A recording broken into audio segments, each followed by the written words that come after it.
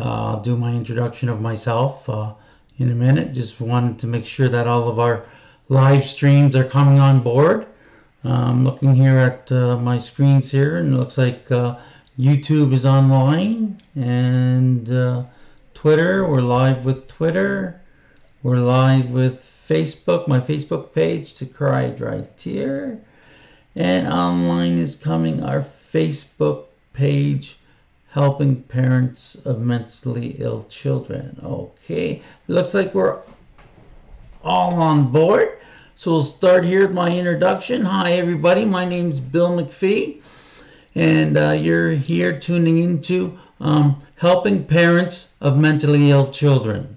And this is our Facebook group page.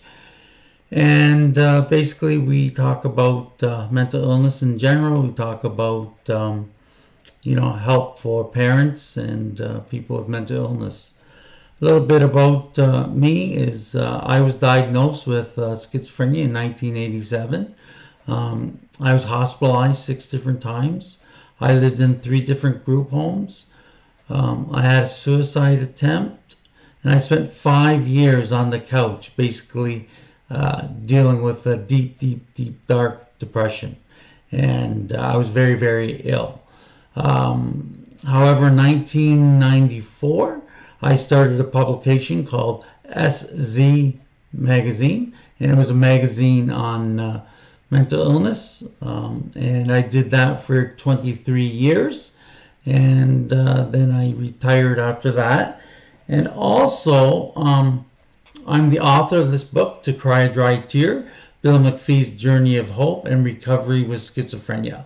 And I wrote this book in 2014. And basically it's very unique. It's a unique book because it has my doctor's notes in it as well as my nursing notes, and it takes you into my delusions and really takes you in the mind of somebody who's mentally ill and what's going on there. So I'd like to tell you, you can get that book on my website.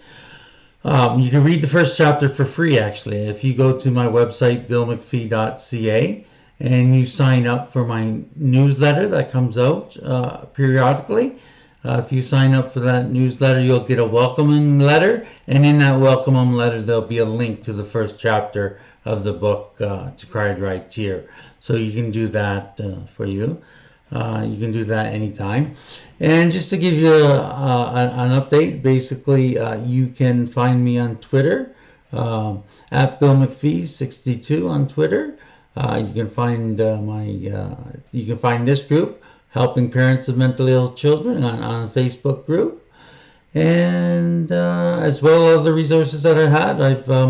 I've done over 350, close to 400 videos on living with schizophrenia and different questions that people ask me. You can go to YouTube and just type in my name, Bill McPhee, and my channel will come up, and lots of good resources there for you to look to.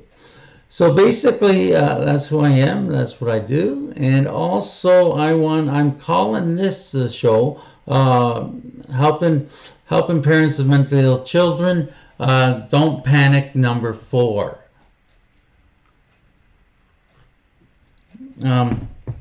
Basically, since the coronavirus, I've been doing a weekly update here as I'm live every Sunday night at 9 p.m. Eastern time.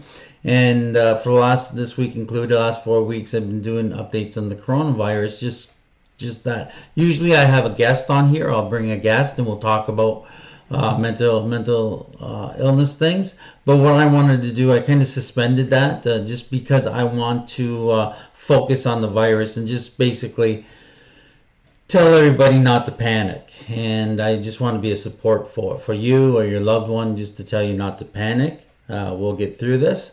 But you know what? No matter what happens in life, nothing ever gets better if you panic. So no matter what's going on, you just can't panic. You got to kind of understand what's going on. So basically, I hope you're coping okay in your area. if you're on lockdown. Much of the world is basically on lockdown. I know that I'm on lockdown. Basically, in my province, I live in Ontario, Canada. I actually live not too far from Niagara Falls, Ontario, Canada, and I live right across the Niagara River. I see the Buffalo skyline, so I can look out my window right now and see the Buffalo skyline, all the lights over on the lake. Um, so basically, what we're doing here is in Ontario. Our premier just came out the other day, 2 days ago, and basically forecasted that in the month of April, they're forecasting like 1,600 deaths in Ontario, and and they expect 80,000 cases of the virus, 80,000 people infected as well. Total, what they're projecting is for a total of 15,000 deaths in Ontario if they don't get a handle on this. So everybody's kind of is isolating themselves, and we're no different here. I'm here with myself and my two kids. Well, I have three children, but my oldest child, William, he's in Halifax. He's working out there. And I have my other two children, Dwight and Hannah, who are living here with me. And basically, they've been shut down out of school since March break, and I don't think they're going to be going back.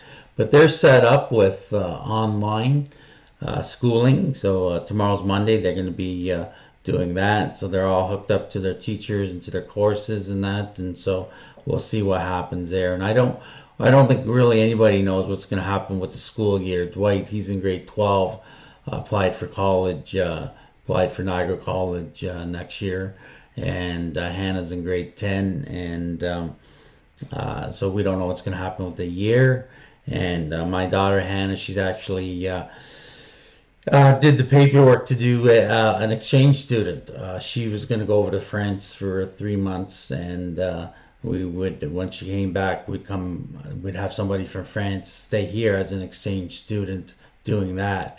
Both my children are in French immersion schooling, so they're basically bilingual. They know English and French. Um, so not too much has changed for me because basically, I work in front of my computer most days, and I'm home usually alone when the kids are at school. So it's kind of nice, to tell you the truth, to have the kids here when I'm working in that, to break up the day. But usually they are in school, and I'm here at work. What else? Yeah. So basically, my daughter, she works at Canadian Tire. She was working there today, and and that reminds me. I want to thank all the healthcare workers, all the doctors and the nurses and the people who are working in the nursing home. My ex-wife, Aileen, she works in a nursing home, and she's right on the front line there, dealing with shortage of staff. All the time there was shortage for staff. Even in the good times there was shortage of staff, and it's very difficult. So my hat goes off to all those people in healthcare, and we salute you and we thank you, and we pray for you, and we just think that you're brave, and going into putting your own life on the line is amazing. And so, you know what, if you're a healthcare worker, we really appreciate you. My son Dwight, he went for a ride the other day on his bike throughout the whole town here, and it's kind of like a ghost town. Not too many people on the street, not too many people on the road. I go grocery shopping maybe twice a week, and I buy 2 bags of milk, and then when that's gone, it's time to go shopping again. And I went earlier this morning, and there was a lineup. There's a lineup, probably about 50 people outside of Walmart trying to get in, waiting to get in, and that. So I said, well, I'll go shopping tomorrow or Tuesday. It depends on on the schedule and that. But yeah, so hopefully where you are, hopefully your shelves aren't empty and you're managing okay. You're managing on lockdown. I have a person that I know. Do a shout out to Julie, and she's struggling. She's a single mom, and she's struggling with her kids at home. And I'm sure a lot of people are struggling. It's not easy. These are unprecedented times, and things are going on that we really uh, don't know what's happening. And well, you know what? I'm going to talk about a little bit about that. My life's been affected a little bit by not going to church. Usually we go to church every Sunday and go and worship and that. And I haven't been able to do that for 2 weeks, and it doesn't look like, I don't think any country really has a handle on this virus. They don't have a handle on it yet. Everybody says that eventually they're going to have a handle on it, but I don't know. These are uncertain times, and as a Christian, we're taught, and the Bible talks about Christ's second coming, and definitely that's going to happen, and we don't know when, but this could be everything is working toward the second coming. In the Old Testament, everything worked towards Christ's birth, and in the New Testament, everything is working to the second coming of Christ. So I just wanted to share that with you, and I just want to tell you that, if you're scared, if you have any questions about faith, or you have no faith, and you'd like to talk to me, or feel free to go to my website, billmcphee.ca. You can go to the contact form there. You can send me an email, or you can send me an email at billmcphee62@gmail.com. I'd be happy to talk to you. I'd be happy to pray with you. I'd be happy to and tell you everything's going to be okay.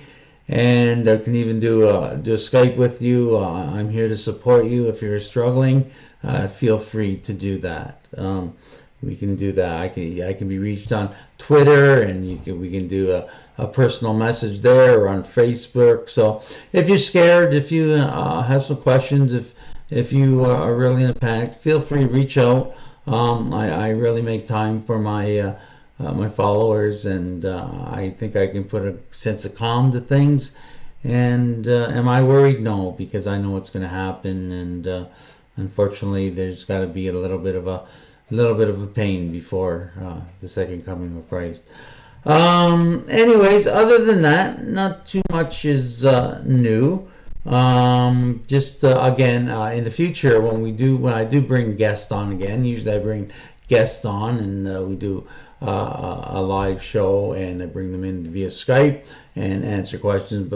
But while this virus thing is going on, I just thought I wanted to just share about and call these things not to panic. And this is panic number 4, and I just want to share with you. So I'm going to be just doing panic shows instead of bringing on guests. Once things get back to a so-called normal, if it ever will get back to a so-called normal, I don't think we're going to see what we saw, that we jump back to a normalcy. So life and our lives will be a lot different. It's going to change in a lot.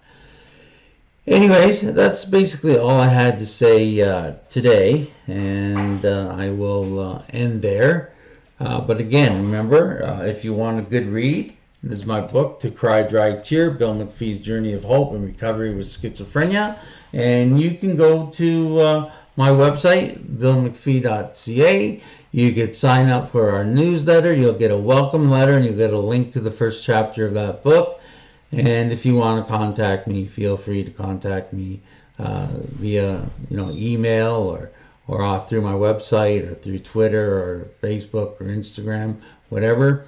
Anyways, I'm going to say good night to you. I hope you have a good night, and no worries. Try to have a good night's sleep, and God bless. Bye-bye for now.